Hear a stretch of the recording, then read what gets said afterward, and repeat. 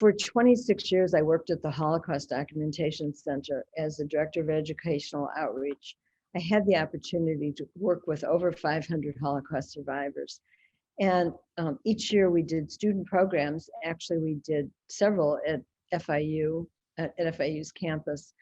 And so the first entries that I'm going to read you are excerpts from a Student Awareness Day, where Holocaust survivors were sitting at tables with college students.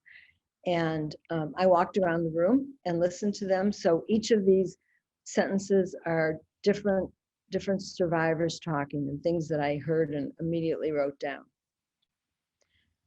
They shoved us off the train. It was night. Hundreds of people were bunched up together. I lost my family. I found myself all alone. I had never before left my city, so I was frightened. We could never go outside of the wall of the Warsaw Ghetto.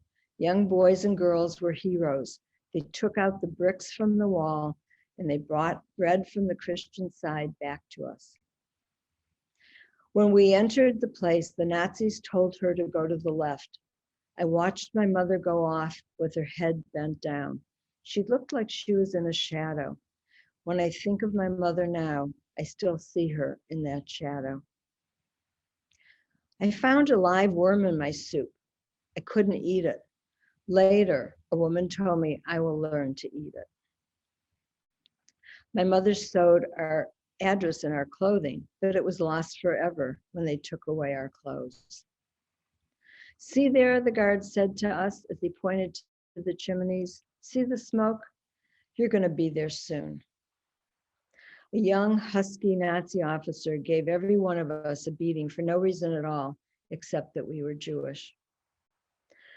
The Nazis had no regard for Jewish lives. We became numbers only. My children were robbed of having grandparents, aunts, uncles, and cousins. After the war, we no longer had brothers, sisters, or parents. July 24th, 2008. The survivors have given me an awareness about life in a way that no one else ever could. They have shown me the real resilience of the human spirit. They've taught me what hatred and prejudice can do. They've helped me realize what is possible by living through something unimaginable, picking up the pieces, and creating a new life filled with love instead of hate. The survivors have shared honestly and openly as they answered students and teachers' difficult questions. I've witnessed their willingness to dredge up their most horrific memories in order to teach today's youth the dangers about stereotyping, bullying, discrimination, and prejudice. Unfortunately, fewer and fewer survivors are still alive. With their passing, we lose an important part of history which cannot be recaptured. When a survivor dies, we also lose a whole group of people who no one will ever remember, their entire families who had lived on only in their memories.